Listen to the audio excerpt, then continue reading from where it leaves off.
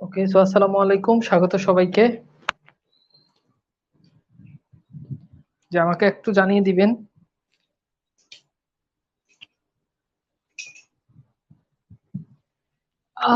জি,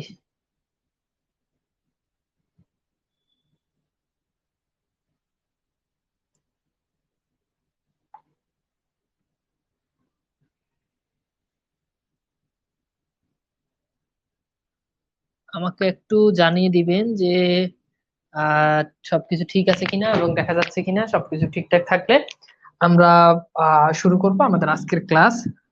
তো আজকে জি ভাই, ঠিক আছে। জি, গতকাল আপনাদের ক্লাস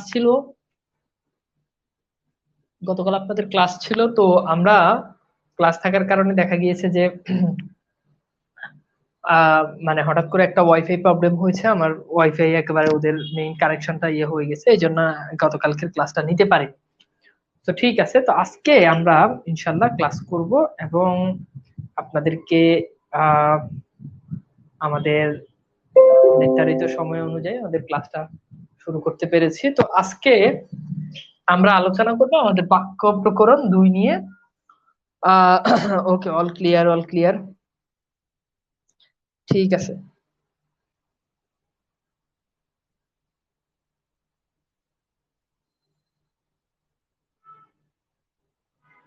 ওকে, ওকে, তো তাহলে আমরা শুরু করি আমাদের আজকের ক্লাস। আমার মনে হয় যে সবকিছু ঠিকঠাক ভাবে দেখতে পাচ্ছেন এবং শুনতেও পাচ্ছেন। কোনো সমস্যা হওয়ার কোনো সুযোগ নেই। তো আজকে আমরা আমাদের আজকের ক্লাসে আমরা আলোচনা করব আম, বাক্য প্রকরণ 2 নিয়ে। এর আগে আমরা সরল বাক্য পর্যন্ত পড়েছি বিস্তারিত। তো আজকের ক্লাসে আমরা পড়ব জটিল বাক্য থেকে। আমরা আমাদের আলোচনাটা শুরু করব। জটিল বাক্য থেকে আমাদের আলোচনাটা শুরু হবে। তো আমরা তাহলে কথা না বাড়িয়ে চলে যাই আমাদের আলোচনায়, ঠিক আছে? তো এখন খেয়াল করে দেখেন, জটিল বাক্যের ক্ষেত্রে আপনি এই জিনিসগুলো দেখবেন: সাপেক্ষ সর্বনাম, অথবা আপনি দেখবেন যে সাপেক্ষ যোজক। এই দুটো জিনিস যদি জোড়া জোড়া আকারে থাকে, মনে রাখবেন জটিল মানে কিন্তু জোড়া। এই যে দেখেন, যে এটার সাথে জোড়া হচ্ছে সে, যারা তারা, যিনি তিনি, যারা তারা, যা তা, যত তত। এরপর দেখেন যদি, তবে, যদিও, তবু, যেহেতু, সেহেতু, যত তত, যেটুকু সেটুকু, যেমন তেমন, যখন তখন। এইটার একটা স্ক্রিনশট দিয়ে রাখেন। অর্থাৎ এইগুলো যদি আপনি যদি বাক্যে যদি দেখেন, যে সে, যারা তারা, আমি আরেকটু যে আপনাকে জুম করে যদি জিনিসটা যদি দেখে, এই যে আমার মনে হয় যে এখন আরো ভালো দেখতে পাচ্ছেন, ঠিক আছে? এই জিনিসগুলো যদি থাকে, যে সে, যারা তারা, যিনি তিনি, যখন তখন, ঠিক আছে?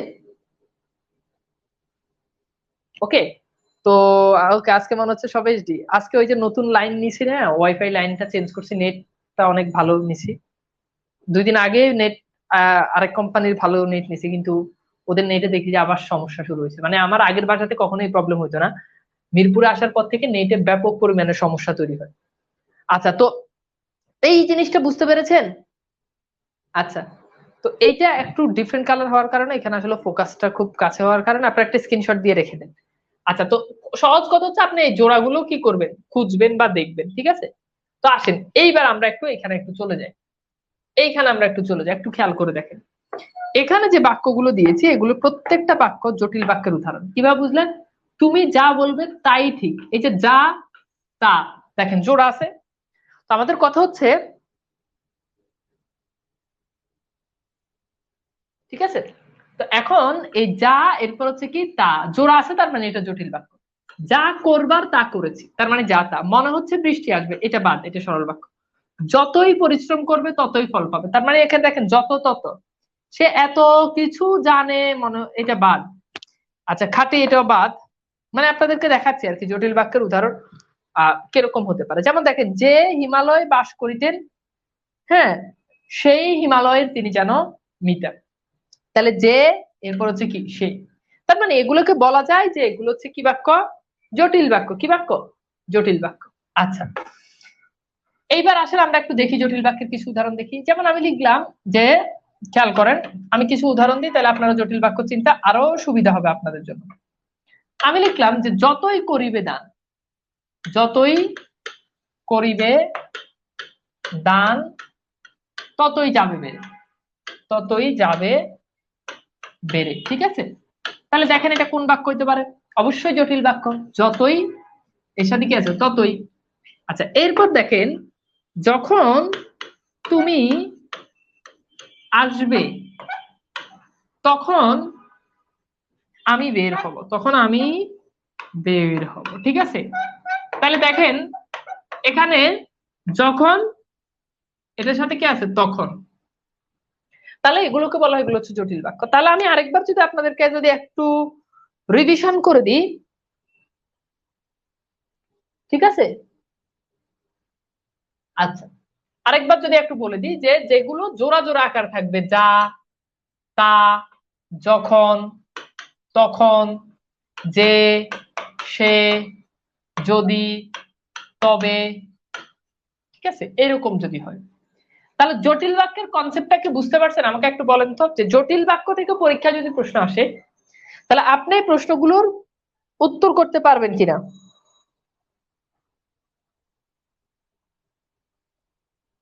একজন কি বলছে যে স্যার অস্তিবাচকান বাইরে কি বাংলিশ লিখছে?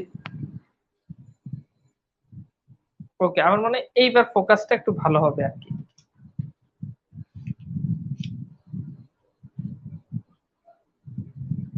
বুঝছেন বিষয়টা কি, ধরতে পারছেন? আমাকে একটু বলেন, ক্লিয়ার? আচ্ছা, ওকে ফাইন, সবাই ক্লিয়ার। ক্লিয়ার হলে তো আলহামদুলিল্লাহ, পারবেন। এখন আসেন জটিল বাক্যের ক্ষেত্রে, মানে জটিল বাক্যে সাধারণত দুইটা অংশ থাকে। একটা হচ্ছে প্রধান খণ্ড বাক্য, একটা কি প্রধান বাক্য বা প্রধান খণ্ড বাক্য, আরেকটা হচ্ছে আশ্রিত খণ্ড বাক্য। কি খণ্ড বাক্য বলেন? আশ্রিত খণ্ড বাক্য। এই জিনিসটা খুব ইম্পর্টেন্ট। আরেকটা কি আশ্রিত খণ্ড বাক্য। এখন আশ্রিত খণ্ড বাক্য তিন প্রকার। আবার বলছি, আশ্রিত খণ্ড বাক্য কত প্রকার? তিন প্রকার। কি কি? এক, প্রথমত বিশেষ্য স্থানীয় আশ্রিত খণ্ড বাক্য। বিশেষ্য স্থানীয় আশ্রিত খণ্ড বাক্য, এক নাম্বার কি বিশেষ্য স্থানীয় আশ্রিত খণ্ড বাক্য। দুই নাম্বার বিশেষণ স্থানীয় আশ্রিত খণ্ড বাক্য। বিশেষণ স্থানীয় আশ্রিত খণ্ড বাক্য। তিন নাম্বার ক্রিয়া বিশেষণ স্থানীয় আশ্রিত খণ্ড বাক্য। ক্রিয়া বিশেষণ স্থানীয় আশ্রিত খণ্ড বাক্য। তাহলে আমি আরেকবার একটু রিপিট করি, জটিল বাক্যে সাধারণত দুই ধরনের বাক্য থাকে। প্রথমত প্রধান খণ্ড বাক্য, দুই নম্বর আশ্রিত খণ্ড বাক্য। এই আশ্রিত খণ্ড বাক্য আবার তিন ধরনের: বিশেষ্য স্থানীয় আশ্রিত খণ্ড বাক্য, বিশেষণ স্থানীয় আশ্রিত খণ্ড বাক্য, ক্রিয়া বিশেষণ স্থানীয় আশ্রিত খণ্ড বাক্য। এখন আপনাকে এই তিন ধরনের বাক্যগুলো চেনানো কৌশলটা আমি সহজে একটু বলে দিই। নাম্বার ওয়ান, সেটা হচ্ছে বিশেষ্য স্থানীয় আশ্রিত খণ্ড বাক্য। বিশেষ্য স্থানীয় আশ্রিত খণ্ড বাক্যগুলো হচ্ছে যেটা বাক্যে কর্মের মতো কাজ করে, অর্থাৎ প্রধান খণ্ড বাক্যের ক্রিয়াকে আপনি কি দ্বারা প্রশ্ন করবেন। কি দ্বারা প্রশ্ন করলে আমরা কিন্তু জানি কর্ম পাই। কি দ্বারা প্রশ্ন করলে যে উত্তরটা পান, যদি উত্তর পান তার মানে এটা বিশেষ্য স্থানীয় আশ্রিত খণ্ড বাক্য। যেমন আমি লিখলাম যে মাঠে গিয়ে দেখলাম, মাঠে গিয়ে দেখলাম, দেখলাম খেলা শেষ। মাঠে গিয়ে দেখলাম কি শেষ? খেলা শেষ। এখন আপনি দেখলাম কি একে প্রশ্ন করেন যে কি দেখলাম, প্রশ্ন করলেন কি দেখলাম, উত্তর কি? দেখলাম খেলা শেষ। তাহলে প্রধান খণ্ড বাক্যের ক্রিয়াকে কি দ্বারা প্রশ্ন করছেন, এই যে উত্তরটা পাইছেন আমি কিন্তু বলে দিয়েছি, কি দ্বারা প্রশ্ন করে উত্তর পেলে সেটা বিশেষ্য স্থানীয় আশ্রিত খণ্ড বাক্য। এবার আসেন, যদি কেমন দ্বারা প্রশ্ন করেন তাহলে সেটা বিশেষণ স্থানীয় আশ্রিত খণ্ড বাক্য। কেমন দ্বারা প্রশ্ন করলে সেটা হচ্ছে বিশেষণ স্থানীয় আশ্রিত খণ্ড বাক্য। যদি কেমন দ্বারা প্রশ্ন করেন তাহলে সেটা বিশেষণ স্থানীয় আশ্রিত খণ্ড বাক্য। আচ্ছা আসেন, আমি লিখলাম খাঁটি সোনার চাইতে খাঁটি। খাঁটি সোনার চাইতে খাঁটি আমার দেশের মাটি। খাঁটি সোনার চাইতে খাঁটি আমার দেশের মাটি। এখন অ্যাকচুয়ালি এখানে ক্রিয়াটা উজ্জ্বল আছে, আমার দেশের হয় মাটি। এখন এই মাটিকে প্রশ্ন করেন কেমন মাটি, দেখেন কেমন মাটি, কেমন মাটি, কেমন মাটি। উত্তর আসতেছে কি? এই যে খাঁটি সোনার চাইতে খাঁটি। তাহলে কি দ্বারা প্রশ্ন করে উত্তর পেলে বিশেষ্য স্থানীয় আশ্রিত খণ্ড বাক্য, কেমন দ্বারা প্রশ্ন করে উত্তর পেলে বিশেষণ স্থানীয় আশ্রিত খণ্ড বাক্য। আর এক ধরনের বাক্য বাকি আছে, সেটা কি মনে আছে? সেটা হচ্ছে ক্রিয়া বিশেষণ স্থানীয় আশ্রিত খণ্ডবাক্য। এখন ক্রিয়া বিশেষণ স্থানীয় আশ্রিত খণ্ডবাক্যটা কি? ক্রিয়া বিশেষণ স্থানীয় আশ্রিত খণ্ডবাক্যটা হচ্ছে যখন সাধারণত কারণ বুঝাবে, প্রধান খণ্ডবাক্যের কারণ বুঝাবে, অথবা কেন দ্বারা প্রশ্ন করলে আপনি উত্তর পাবেন। যেমন আমরা প্রথমে একটা বাক্য লিখলাম যে যতই করিবে দান ততই যাবে বেড়ে। এখন এই যে বেড়ে যাবে, আপনি প্রশ্ন করেন কেন বাড়বে, উত্তর আসতে যে কি, দান করলে, বা যতই করিবে দান, বা বাড়ার কারণটা কি, কারণটা কি, সেটা হচ্ছে দান, অথবা কেন বেড়ে যাবে, দান করলে। তার মানে এইটাকে বলা হয়, এটা হচ্ছে ক্রিয়া বিশেষণ স্থানীয় আশ্রিত খণ্ডবাক্য। এইবার আমাকে বলেন তিন ধরনের বিশেষণ, তিন ধরনের আশ্রিত খণ্ডবাক্য ক্লিয়ার কিনা? বিশেষ্য স্থানীয় আশ্রিত খণ্ডবাক্য ক্লিয়ার কিনা, বিশেষণ স্থানীয় আশ্রিত খণ্ডবাক্য ক্লিয়ার কিনা, ক্রিয়া বিশেষণ স্থানীয় আশ্রিত খণ্ডবাক্য ক্লিয়ার কিনা? আমাকে একটু বলেন তো এই জিনিসগুলো ক্লিয়ার কিনা, দ্রুত।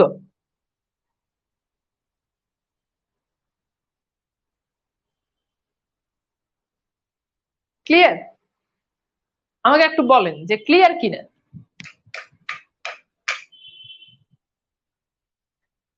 ওকে, ক্লিয়ার। ক্রিয়া বিশেষণ তো আরেকবার, ক্রিয়া বিশেষণ স্থানীয় আশ্রিত খণ্ডবাক্য হচ্ছে ক্রিয়া সম্পাদনের কারণ বুঝাবে।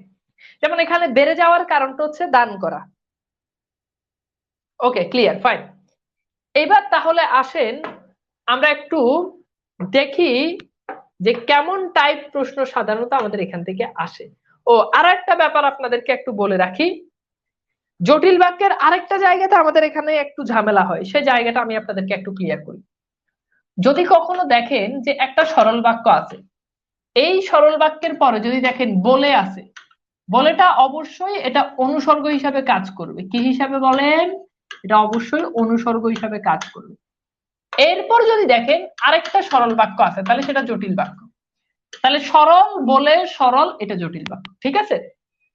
এখন আমরা একটা উদাহরণ দিই। যেমন আমি বললাম মা ছিল না বলে, মা ছিল না বলে কেউ তার চুল বেঁধে দেয়নি, চুল বেঁধে দেয়নি। আপনারা এই প্রচলিত গাইড বইগুলোতে দেখবেন যে এই বাক্যটা দেওয়া হচ্ছে সরল বাক্য। এটা 100% ভুল, জটিল বাক্য। এটা এটা বাংলা একাডেমির ব্যবহারিক বাংলা ব্যাকরণ বইতেও এটা কিন্তু আছে জটিল বাক্য হিসাবে, মানে এই টাইপ বাক্য হুবহু এইটাই। তো যাই হোক, দেখেন মা ছিল না, এটা কিন্তু একটা সরল বাক্য। দেখেন এটা একটা সরল বাক্য। বলে, এটা একটা অনুসর্গ। কেউ তার চুল বেঁধে দেয়নি, এটা কিন্তু আরেকটা সরল বাক্য। দেখছেন? তার মানে পুরো বাক্যটা এটা কিন্তু একটা জটিল বাক্য। এখানে সরল বাক্য, পুরো বাক্যটা সরল বাক্য কিভাবে? এখানে তো সরল বাক্যই আছে দুইটা, সুতরাং এটা কোনোভাবে কিন্তু সরল বাক্য হতে পারে না, এটা জটিল বাক্য। ঠিক আছে?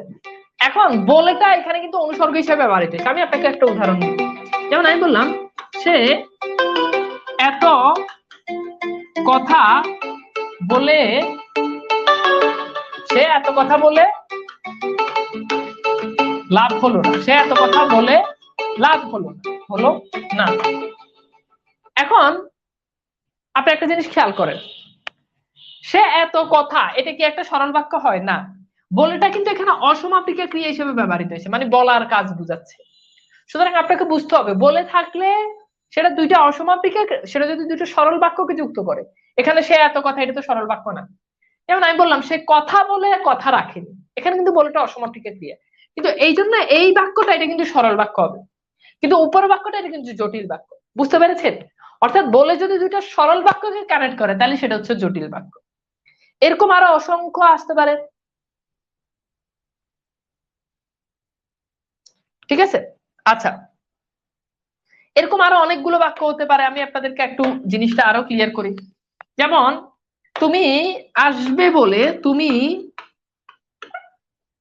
আসবে বলে আমি অপেক্ষা করছি, তুমি আসবে বলে আমি অপেক্ষা করছি। এখন দেখেন তুমি আসবে, এটা কিন্তু একটা সরল বাক্য। বলে, এটা কিন্তু অনুসর্গ। আমি অপেক্ষা করছি, এটা কিন্তু আরেকটা সরল বাক্য। তার মানে পুরো বাক্যটা এটা কিন্তু জটিল বাক্য। কি বাক্য বলেন? জটিল বাক্য। আমাকে একটু বলেন তো এই রুলটা কি বুঝতে পেরেছেন কিনা, তাহলে আমি আপনাদেরকে জটিল বাক্যের প্রশ্ন সলভে নিয়ে যাব। আবার বলছে এগুলো প্রচলিত গাইড বইতে এক এক বইতে এক এক বাক্য দেওয়া থাকে, বাট আমি যেটা পড়াইছি এটাই কিন্তু শুদ্ধ, এটাই কিন্তু সঠিক।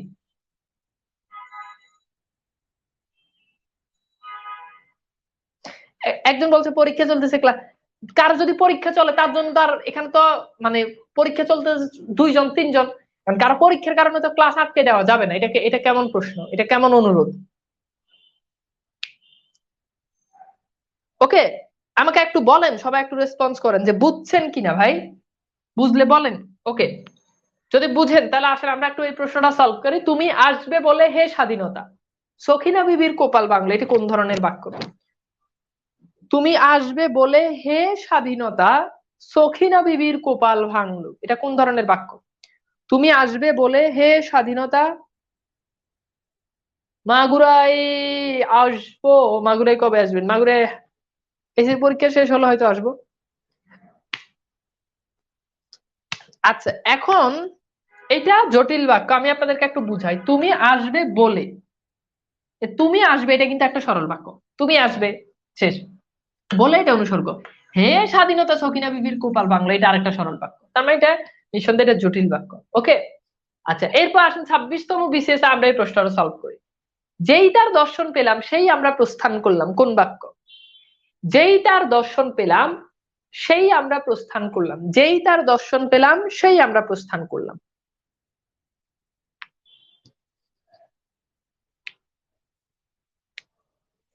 বলেন, যেই তার দর্শন পেলাম সেই আমরা প্রস্থান করলাম, এটা কোন বাক্য?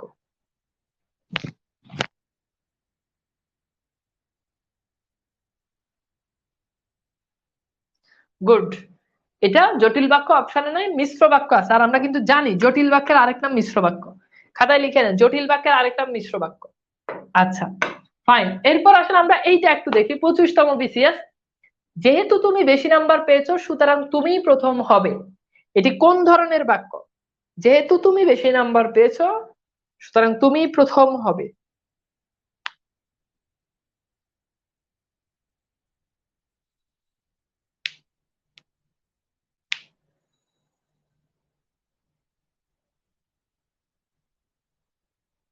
আচ্ছা, উত্তর করেন। গুড, জটিল বাক্য। এইটা একটু সলভ করেন। মিশ্র বাক্যের অপর নাম কি? আমরা জানি মিশ্র বাক্যের অপর নাম জটিল বাক্য। আচ্ছা এইটা আমরা একটু সলভ করি। এটা ইসলাম বিশ্ববিদ্যালয় আসছে, খুলনা বিশ্ববিদ্যালয় আসছে। যদি সত্য বলো তাহলে মুক্তি পাবে।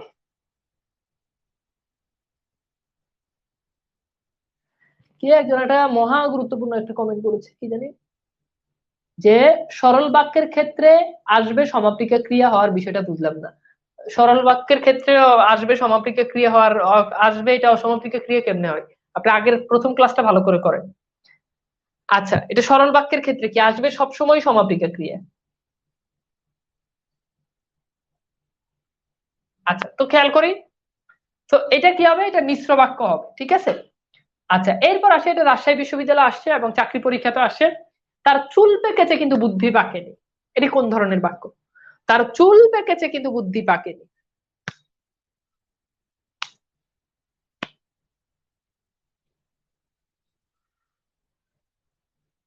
বলেন।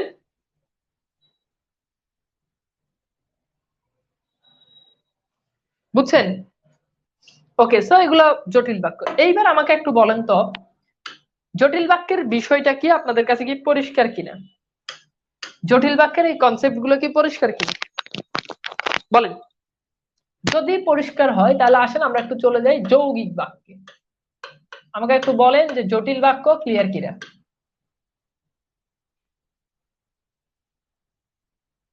জটিল বাক্য কি ক্লিয়ার?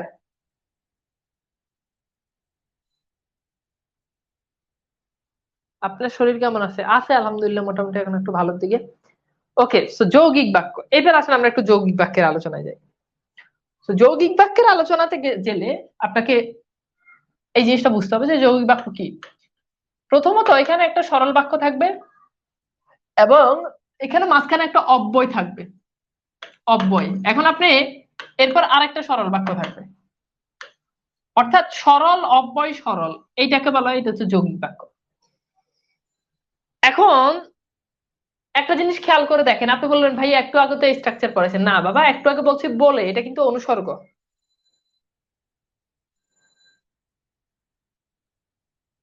আচ্ছা, চুল পেকেছে কিন্তু বুদ্ধি পাকেনি, এটা যৌগিক হওয়ার কথা। আচ্ছা আচ্ছা, সরি, এটা এটা যৌগিক, ঠিক আছে। এখানে একটু প্রশ্নটা মিস্টেক হয়েছে, ধন্যবাদ, আমি খেয়াল করি নাই। হ্যাঁ, বা যদি এরকম হতো, যদিও তার চুল পেকেছে কিন্তু বুদ্ধি পাকেনি, তাহলে হতো। তো এটা যৌগিক বাক্য হবে, একটু পরে বুঝতে পারবেন, একটু কারেকশন করে নিন, আমি দুঃখিত। আচ্ছা ঠিক আছে, এটা যৌগিক বাক্য হবে, বুঝতে পেরেছি, ঠিক আছে। স্লাইডে এটা ওই জটিলের ভিতরে আলোচনায় চলে আসছে। আচ্ছা, এখন আসেন, তাহলে একটা সরল বাক্য, অব্যয়, এরপর আবার সরল বাক্য, এইটাকে বলা এটা হচ্ছে যৌগিক বাক্য। এখন অব্যয়গুলো আমি আপনাকে একটু এখানে একটু বলে দিই। অব্যয়গুলো আমরা সবাই জানি, ও, এবং, অথচ, এরপর কি, কিন্তু, এরপর হচ্ছে তবে, এরপর হচ্ছে কি হয়তো, এরপর হচ্ছে কি নয়তো। ওকে, এইগুলোকে সাধারণত বলা হয়ে থাকে, এগুলো হচ্ছে অব্যয়। হ্যাঁ, অথবা, এগুলো, নতুবা, এইগুলোকে বলা হয়, এগুলো হচ্ছে অব্যয়। তাহলে মাঝখানে এরকম একটা অব্যয় থাকবে। এখন একটা জিনিস খেয়াল করে দেখেন, আমি কয়েকটা বাক্য লিখি, তাহলে আপনারা ভালো বুঝতে পারবেন। যেমন আমি লিখলাম, স্টেশনে পৌঁছালাম, পৌঁছালাম,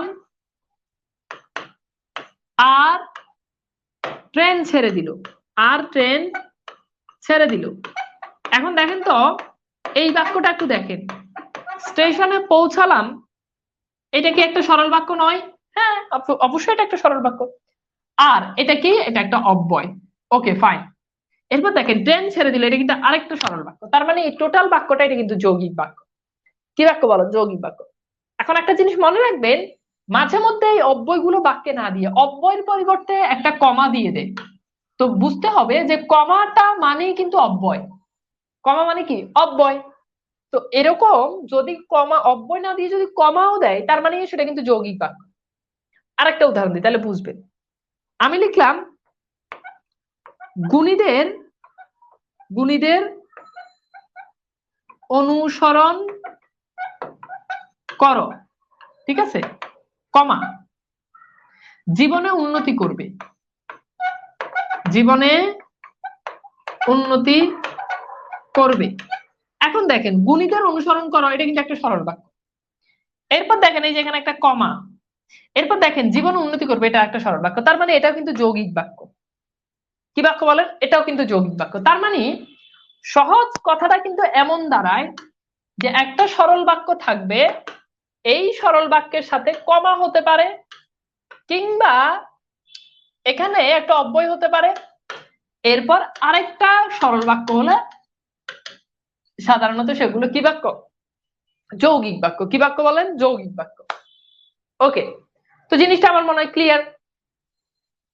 এখন এই স্ট্রাকচারটা আপনাকে একটু খেয়াল রাখতে হবে, এই স্ট্রাকচারটা আপনাকে একটু খেয়াল রাখতে হবে। এখন আমি একটা বাক্য বলি, মনে রাখবেন, সরল বাক্য, সরল বাক্য মিলিত হয়ে মাঝখানে অব্যয় দ্বারা বা কমা দ্বারা, সেটা কিন্তু জটিল বাক্য, যৌগিক বাক্য। কথা ঠিক আছে, এটাতে কোনো ভুল নাই। কিন্তু যদি কোনো সরল বাক্যের সাথে জটিল বাক্য যুক্ত হয়, তাহলে পুরো বাক্যটাকে আপনি কি বাক্য বলবেন? ধরেন সরল প্লাস জটিল, এটা নিঃসন্দেহে, যেহেতু এখানে দুই ধরনের বাক্য আছে, বাক্য আছে আর এক ধরনের, তার মানে নিঃসন্দেহে এটা কিন্তু যৌগিক বাক্য। কি বাক্য বলেন? যৌগিক বাক্য। ব্যাপারটা আপনাকে বুঝতে হবে।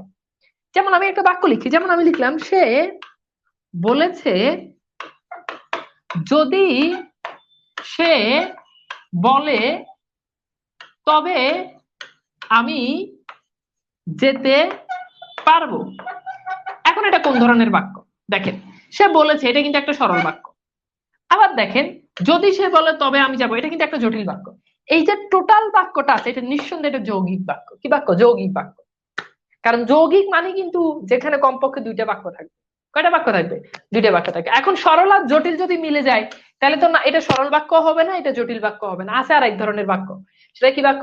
সেটা হচ্ছে যৌগিক বাক্য। তার মানে এটা যৌগিক বাক্য। ঠিক আছে? তো এই জায়গাটাতে আমাদের একটু ঝামেলা হয়। এখন আমি আপনাদেরকে কিছু জায়গাতে কিছু জিনিস আপনাদেরকে এখন আমার মনে হয় যে আমি আপনাদেরকে বুঝাতে পেরেছি। আমি একটু উদাহরণগুলো দিয়ে আপনাদেরকে আরো আরো ক্লিয়ার করে বুঝাই। এখানে অনেক উদাহরণ দেওয়া আছে, আপনি উদাহরণগুলো একটু খেয়াল করেন, আমি ঝুম করে দিচ্ছি বোঝার সুবিধার্থে। আচ্ছা, এখন খেয়াল করে দেখেন, সে গরিব, এটা কিন্তু একটা সরল বাক্য। এটা একটা সরল বাক্য। প্রশ্ন হচ্ছে ভাই কিভাবে? সে হয় গরিব, মানে হয় ক্রিয়াটা এখানে উজ্জ আছে, কিন্তু দেখেন কৃপণ নয়। ধনীদের ধন আছে কিন্তু তারা প্রায় কৃপণ হয়। তিনি দরিদ্র, এটা কিন্তু একটা সরল বাক্য, মানে তিনি হয় দরিদ্র কিন্তু অত্যন্ত উদার। তিনি ধনী কিন্তু তার মন দরিদ্রের জন্য কাঁদে। তিনি অত্যন্ত দরিদ্র কিন্তু অন্তঃকরণ খুব উদার। শিক্ষক এসেছিলেন কিন্তু ক্লাস হয়নি। এখানে কমা দেওয়া আছে, অব্যয় দেওয়া আছে, দুইটা দুইটা দেওয়া থাকলে তো কোনো সমস্যা নাই, একটা দেওয়া থাকলেও কোনো সমস্যা নাই। আর মানে আপনি বুঝবেন হয় কমা থাকবে না হলে অব্যয় থাকবে, এখন দুটোই থাকতে পারে, সমস্যা নাই। আমি যাব সরল বাক্য, তবে অব্যয়, কাল যাব। আগে তুমি ছোট হও, এই যে কমা, এরপর দেখেন আবার অব্যয়, বড় বড় হবে, ঠিক আছে। এইভাবে তার টাকা আছে কিন্তু তিনি দান করেন না। হয় রওনা হও নতুবা গাড়িতে উঠো, মরো নাইলে, এই নাইলে কিন্তু অব্যয়, বাঁচার মতো বাঁচো, শেষ। এইবার আমাকে একটু বলেন তো, আপনাদের কাছে কি জটিল বাক্যের হিসাব নিকেশ কি ক্লিয়ার, সরি যৌগিক বাক্যের হিসাব নিকেশ কি ক্লিয়ার হয়েছে কিনা আমাকে একটু বলেন তো। যৌগিক বাক্যের হিসাব নিকাশ কি ক্লিয়ার হয়েছে কিনা আমাকে একটু বলেন। যৌগিক বাক্যের কনসেপ্ট পরিষ্কার হয়েছে কিনা আমাকে একটু জানিয়ে দিন। এই কনসেপ্টটা আমাকে একটু জানান যে পরিষ্কার কিনা আপনাদের কাছে। ওকে, ক্লিয়ার, ফাইন। তো যদি ক্লিয়ার হয় তাহলে আসেন আমরা এইবার একটু চলে যাব, আমরা একটু চলে যাব যে আমরা একটু চলে যাব প্রথমত ঢাকা বিশ্ববিদ্যালয়ের প্রশ্ন আমরা একটু সলভ করি। সে সৎ কিন্তু তার ভাই অসৎ, এইটা কেমন বাক্য একটু উত্তর করেন। সে সৎ কিন্তু তার ভাই অসৎ, সে সৎ কিন্তু তার ভাই অসৎ, এটা কেমন বাক্য হতে পারে বলে মনে হয়? তো খুবই সিম্পল, সে সৎ এটা কিন্তু একটা সরল বাক্য। আমি তানবীর, এটা একটা সরল বাক্য, মানে আমার নাম হয় তানবীর, সে সৎ মানে সে হয় সৎ। ইংরেজি ট্রান্সলেট করবেন, দেখবে যে একটা ফাইনাইট ভার্ব আসবে, তার মানে নিঃসন্দেহে এটা যৌগিক বাক্য। আচ্ছা, এইটা তো আমরা সলভ করলাম, তার বয়স বেড়েছে কিন্তু বুদ্ধি পারেনি, এইটা। আচ্ছা, এইবার আমার মনে হয় যে আমরা মোটামুটি জিনিসগুলো বুঝতে পেরেছি। তো যৌগিক বাক্য থেকে প্রশ্ন এলে আশা করি আমরা পারবো। এইবার আসেন আমরা একটু বাক্য রূপান্তরটা একটু শিখি, এটা খুবই ইম্পর্টেন্ট একটা বিষয়, বাক্য রূপান্তর। এখন এখন আমরা যে বাক্যগুলোতে রূপান্তর শিখবো সেটা হচ্ছে একটা বাক্য আপনাকে সরলে দেওয়া থাকবে, এই সরলটাকে আপনাকে জটিলে নিতে হবে। যেমন আপনি খেয়াল করে দেখেন, এখানে একটা সরল বাক্য দিছে, ভালো ছেলেরা শিক্ষকের আদেশ পালন করে, এটা কিন্তু সরল বাক্য। এখন এটাকে নিতে হবে কোথায়, মনে আছে? এটাকে নিতে হবে কোথায়? জটিলে। এখন জটিল বাক্যের স্ট্রাকচার তো আপনার মনে আছে নিঃসন্দেহে, যে ভাইয়া জটিল বাক্য মানে কি? জটিল বাক্য মানে খুবই সিম্পল, যে ভাইয়া আপনি বলেছেন জটিল বাক্য মানে জোড়া। তাহলে আপনি কি এভাবে বলতে পারেন না যে যারা ভালো ছেলে, ঠিক আছে, যারা ভালো ছেলে তারা শিক্ষকের আদেশ পালন করে, শেষ। তাহলে যারা তারা আপনার কিন্তু জটিলে নেওয়া হয়ে গেছে, আপনার জটিলে নেওয়ার কাজ শেষ। আচ্ছা, এরপর আসেন, এখানে একটা সরল বাক্য দিলে তার দর্শন মাত্রই আমরা প্রস্থান করলাম। তাহলে আপনি এটাকে জটিলে নিলে আপনি একটা জোড়া বানাবেন, যে যেই তার দর্শন পেলাম, যেই তার দর্শন পেলাম সেই আমরা প্রস্থান করলাম, বা অমনি আমরা প্রস্থান করলাম, বা তখনই আমরা প্রস্থান করলাম, কোনো সমস্যা নেই।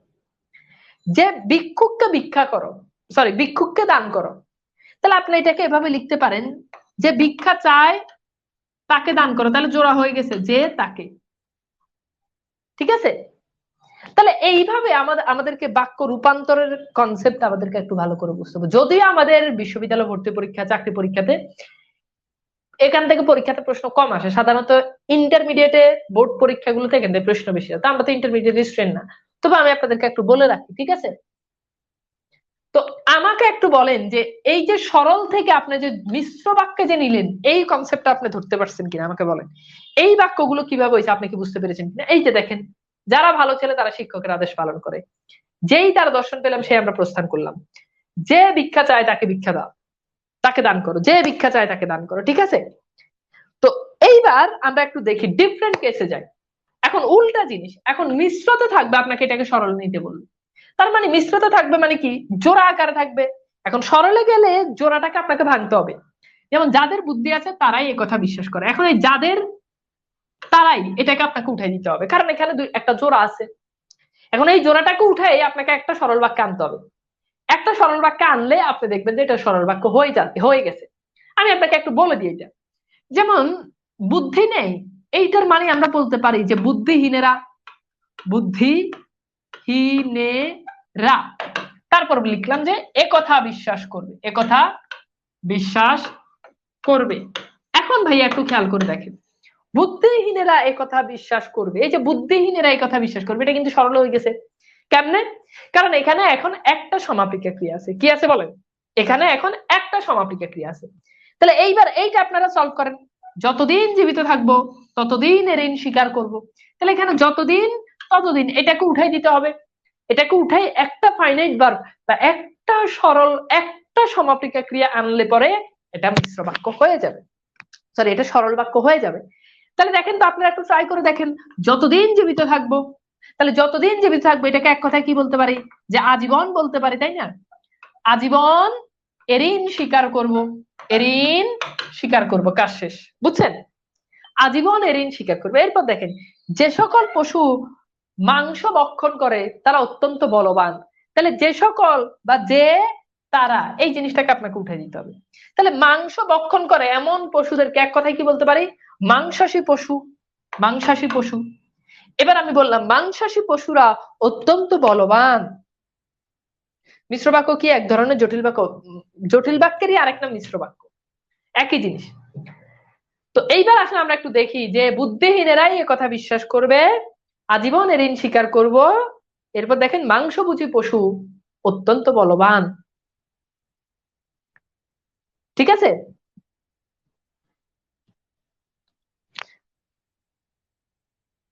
আচ্ছা, এখন বলছে তার পরীক্ষা চলতেছে 22 তারিখ থেকে। তো তুমি আপাতত একটু স্কিপ করো না, সমস্যা নাই তো, সমস্যা নাই, পরে সময় করে করে নিও, পরীক্ষার পর তো ফ্রি। আচ্ছা, তো এই জিনিসটা আমার মনে হয় যে ক্লিয়ার। এইবার এইবার আপনাকে সরল থেকে যদি বলে যে যৌগিকে যাও, তাহলে আপনি কি করবেন? যেমন তিনি আমাকে 5 টাকা দিয়ে বাড়ি যেতে বললেন, এটা কিন্তু সরলে আছে, কারণ এখানে একটা সমাপিকা ক্রিয়া। এখন যৌগিকে গেলে আপনার মনে আছে আপনি কি করতে হবে? মাঝখানে আপনি একটা অব্যয় আনতেই হবে। একটা অব্যয় এনে এই পাশে আপনাকে একটা সরল বাক্য আনতে হবে, এই পাশে আপনাকে একটা সরল বাক্য বানাতে হবে। এখন দেখেন তো পারেন কিনা এই বাক্যটা একটু দেখেন তো, যে তিনি আমাকে 5 টাকা, তিনি আমাকে 5 টাকা দিয়ে বাড়ি যেতে বললেন, তিনি আমাকে 5 টাকা দিয়ে বাড়ি যেতে বললেন। এখন এইটাকে আপনি একটা সরলে আনেন। এখন অনেকেই পারবেন না, হা হয়ে তাকিয়ে থাকবেন। এগুলো খুব সিম্পল, প্র্যাকটিস করেন, প্র্যাকটিস করেন, প্র্যাকটিস করতে করতে দেখবেন যে আপনি পারবেন। এমনি এমনি ভাই কোনো জিনিস পারা যায় না।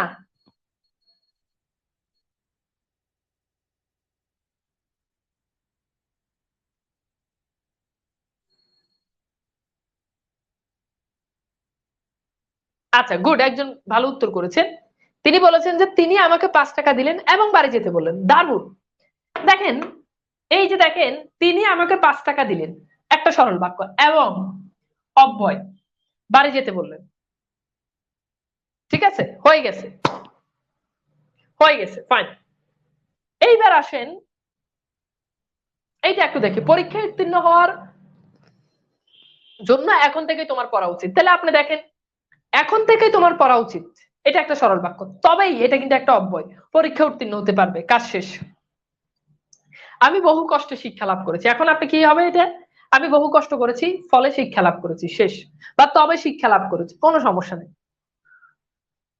তাহলে বাক্য রূপান্তরের যে কনসেপ্ট, এইটা আমার মনে হয় যে আমরা এই জিনিসটা ধরতে পারছি এবং আমরা এই জিনিসটা বুঝতে পারছি, আমার মনে হয়। ঠিক আছে, বুঝছেন বিষয়টা, কি ধরতে পারছেন? আমাকে একটু বলেন যে বাক্য রূপান্তর থেকে এখন যদি পরীক্ষায় যদি প্রশ্ন আসে, ধরেন আপনার পরীক্ষায় বাক্য রূপান্তর থেকে প্রশ্ন আসছে, এখন আপনি এই প্রশ্নগুলো উত্তর করতে পারবেন কিনা আমাকে একটু বলেন তো। সেই ক্যাপাবিলিটি আপনার ভিতরে অর্জন হয়েছে কিনা, যে বাক্য রূপান্তর থেকে যে কোনো বাক্য থেকে যে কোনো বাক্যে নিতে বললেই আমি এক বাক্যে সেটা উত্তর করতে পারবো, পারবেন কিনা?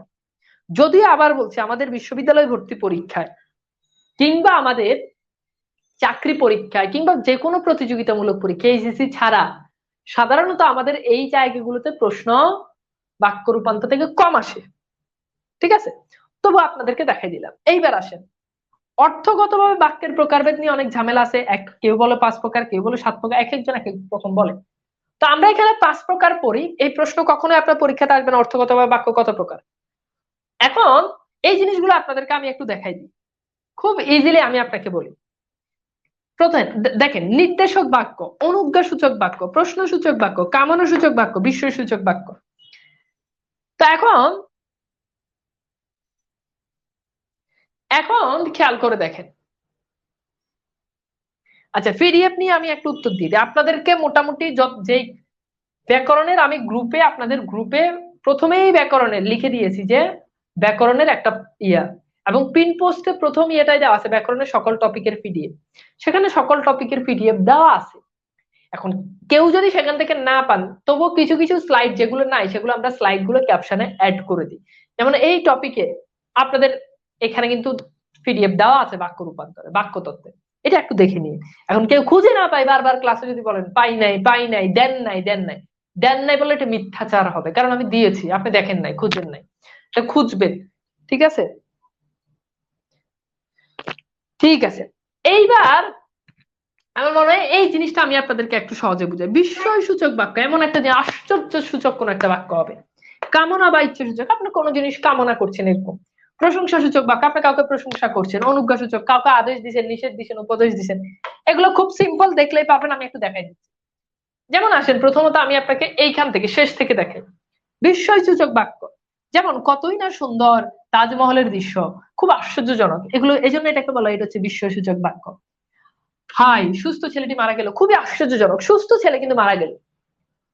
4 নাম্বার, কামনা সূচক বা ইচ্ছা সূচক বাক্য। আপনি কোনো জিনিস কামনা করবেন যে খোদা তোমার মঙ্গল করুক, এটা আমার কামনা। স্বৈরতন্ত্র নিপাত যাক, এটা আমার কামনা। এই যে কামনা করা বোঝায় এই বাক্যগুলো, এগুলো হচ্ছে কামনা সূচক বাক্য। খুব সিম্পল, এগুলো থেকে পরীক্ষাতে প্রশ্ন আসে না সাধারণত। এরপর হচ্ছে প্রশংসা সূচক বাক্য, যেটা দ্বারা প্রশংসা করা বোঝাবে। যেমন সাদ্দাম কি বেঁচে আছেন, সরি, প্রশংসা সূচক না, প্রশ্ন সূচক, দুঃখিত, প্রশ্ন সূচক। এখন প্রশ্ন সূচক আপনি খেয়াল করে দেখেন, আমি লিখলাম যে সাদ্দাম কি বেঁচে আছেন, এটা আমি প্রশ্ন করছি, এটা প্রশ্ন সূচক। অনুজ্ঞা সূচক কি, অর্থাৎ যেটা দ্বারা আদেশ, নিষেধ, অনুরোধ, উপদেশ ইত্যাদি এইগুলো বোঝাবে। অর্থাৎ আদেশ, নিষেধ, অনুরোধ, উপদেশ এগুলো বোঝাবে। যেমন আমি বললাম এখনই তুমি বাড়ি যাও, এটা আদেশ, এটা অনুজ্ঞা সূচক বাক্য। তুমি এখন আর পড়ো না, এটা নিষেধ, অনুজ্ঞা সূচক বাক্য। এরপর যেটা আছে সেটা হচ্ছে নির্দেশক বাক্য। একজন ক্লাসের বিরুদ্ধে যে অস্তিবাচক কি, আসতেছি, খুবই সিম্পল। নির্দেশক বাক্য হচ্ছে যেগুলো ইংরেজিতে নর্মাল, আমরা যেটাকে অ্যাসার্টিভ বলি, যেটা কোনো সাধারণ ঘটনার বিবৃতি বোঝায়, সেগুলো অ্যাসার্টিভ বা নির্দেশক বাক্য। যেমন ভারত পাকিস্তান সীমান্ত এখন শান্ত, না তো এটা আপনি প্রশংসা সূচক বলতে পারবেন, না আপনি বিস্ময় সূচক বলতে পারবেন, মানে কোনো কিছুই বলতে পারবেন না। এই জন্য এগুলো সাধারণ ঘটনার বিবৃতি বোঝালে সেগুলো হচ্ছে নির্দেশক বাক্য। এখন নির্দেশক বাক্য আবার দুই ধরনের, অস্তিবাচক আর একটা হচ্ছে নেতিবাচক।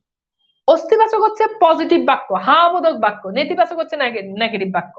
যেমন অস্তিবাচক, শকুন্তলা অত্যন্ত রূপসী ছিলেন, এটা কিন্তু অস্তিবাচক, এটা পজিটিভ বাক্য। কিন্তু দেখেন নেতিবাচক বাক্য কি হবে, দেখেন শকুন্তলা মোটেই অসুন্দরী ছিলেন না, এই যে না চলে আসছে, তখন এটা নেতিবাচক। এই জিনিসটা একটা না নিয়েই কাহিনী, না থাকবে নেতিবাচক, না থাকবে না হ্যাঁ বুঝাবে অস্তিবাচক। তো আমাদের মোটামুটি শেষ হয়ে গেল বাক্য তত্ত্ব বা বাক্য রূপান্তরের দুইটা ক্লাস। আমার মনে হয় যে দুইটা ক্লাস যে করেছে তার পরীক্ষাতে প্রশ্ন এলে সে পারবে না এমন হতে পারে না, পারবে না যদি সে না পড়ে। কিন্তু এই ক্লাস করে একটু পড়লে, বিগত সালের একটু প্রশ্নগুলো একটা অ্যানালাইসিস করলে, আমার মনে হয় না কোনো স্টুডেন্ট না বুঝে পরীক্ষার হলে উত্তর করা থেকে বিরত থাকতে পারবে বলে আমার মনে হয় না। তো সবাই একটু জানিয়ে দিন যে এই দুটো ক্লাস আপনাদের কেমন লেগেছে, এই ক্লাসগুলো আপনাদের কেমন লেগেছে আমাকে একটু জানিয়ে দিন। ইনশাল্লাহ আবার আপনাদেরকে আমি একটা রুটিন দিয়ে দিব। আরো গুরুত্বপূর্ণ আপনাদের এখনো সমাস, কারক ইত্যাদি এই টপিক গুলো বাকি আছে, ইনশাল্লাহ এগুলোর ক্লাস হবে। ভাইয়া আসবে যদি সমাপিকা ক্রিয়া হয়, তাহলে বলে কোন সমাপিকা ক্রিয়া হবে না, বলে কিভাবে সমাপে হতে পারে, যেমন সে কথা বলে, ঠিক আছে, তখন এটা সমাপিকা, এটা বাক্যের উপর ডিপেন্ড করে। ঠিক আছে, ওকে। তো ভালো থাকবেন, সুন্দর সুস্থ থাকবেন, আল্লাহ হাফেজ।